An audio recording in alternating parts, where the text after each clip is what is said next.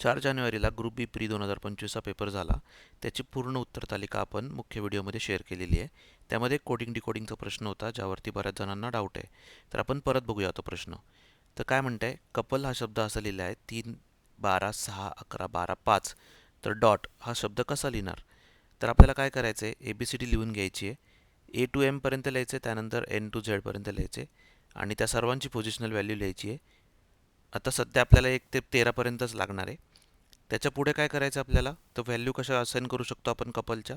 Cला 3, Oला 12, Uला 6, Pला 11, Lला 12 आणि Eला 5. म्हणजे आपण काय करतोय, 1 ते 13 पर्यंतच्याच व्हॅल्यू कन्सिडर करतोय.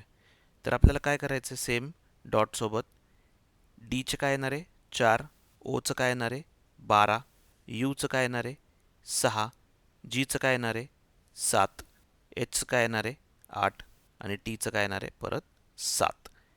अशा प्रकारे आपल्याला ऑप्शन मिळतोय, ऑप्शन नंबर 4. मी माझ्या मुख्य व्हिडिओमध्ये ऑप्शन नंबर 1 दिला होता. आता आयोग काय उत्तर देतो ते पाहणे इंटरेस्टिंग ठरेल. तुम्हाला दोन्हीपैकी कोणता ऑप्शन जास्त बेटर वाटतो ते कमेंट करून नक्की सांगा.